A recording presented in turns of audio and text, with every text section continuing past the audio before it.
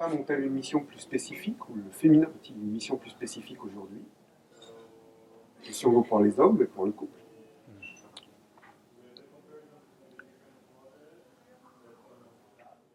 C'est sûr que le milieu dans lequel j'ai longtemps baigné et auquel j'ai apporté ma petite contribution, le milieu clérical, catholique, bon, un mal fou avec le féminin, en général, les femmes en particulier. Donc oui, j'ai baigné là-dedans et j'ai sans doute participé à une gestion que je trouve malvenue, au minimum, par rapport à l'autre moitié de l'humanité, comme on dit, qui n'est pas l'autre moitié de l'Église catholique. C'est ça le problème. C'est pas l'autre moitié de l'Église catholique. Et puis, voilà, la vie offre des rencontres, la curiosité qui peut être la sienne, ou la naïveté, ou je sais pas quoi. Bon. Et oui, j'ai eu la chance et un peu de liberté de,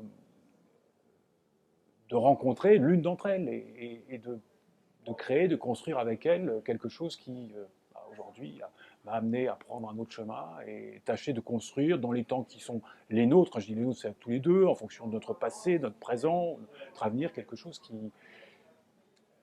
me permet, qui me donne la joie, la chance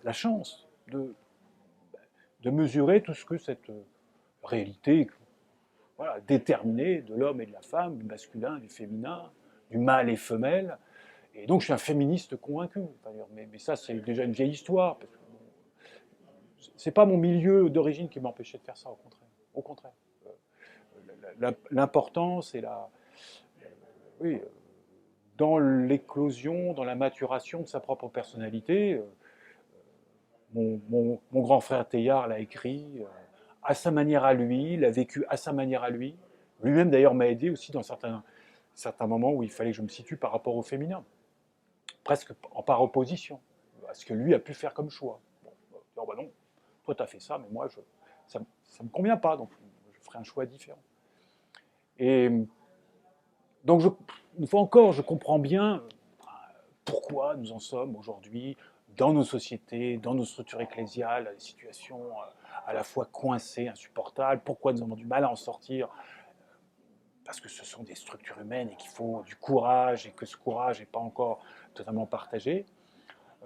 Bon, il est clair qu'il y a une peur, la peur de perdre l'autorité, parce que oui, cette autorité, on la revendique et puis en même temps on nous la demande, enfin bref, tout ça est complexe, mais en même temps, bon, le bonheur qu'il y a dans la relation amicale, amoureuse, affectueuse, quotidienne, implantée dans la répétition du quotidien avec l'autre.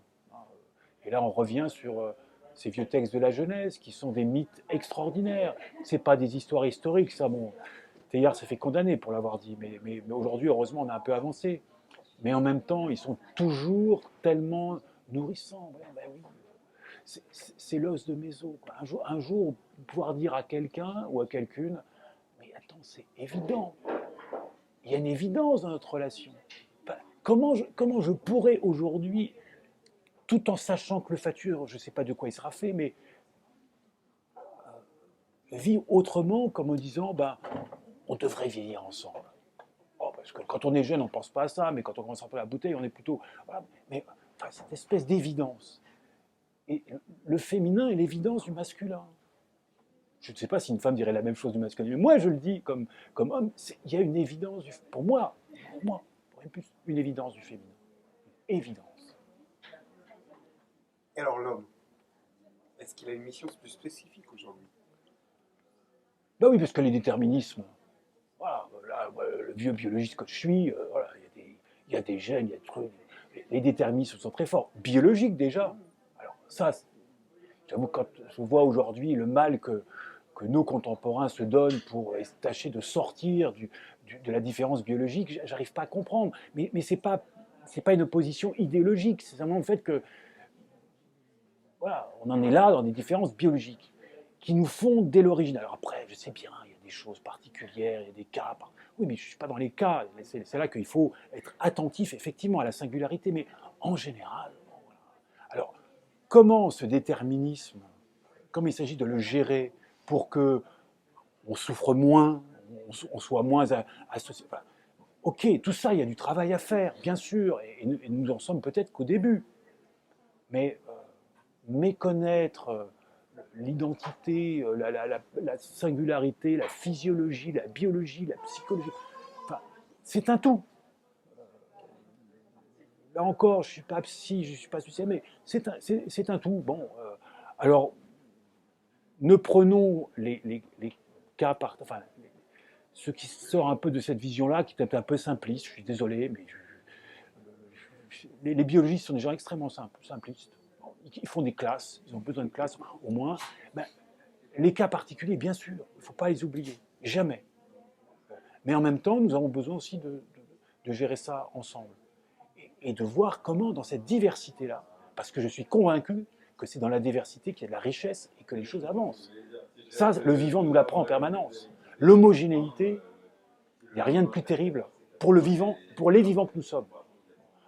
Après, les futurs vivants que nous serons, ça, je n'en sais rien. Je parle des terrestres que nous sommes encore pour longtemps. Merci beaucoup.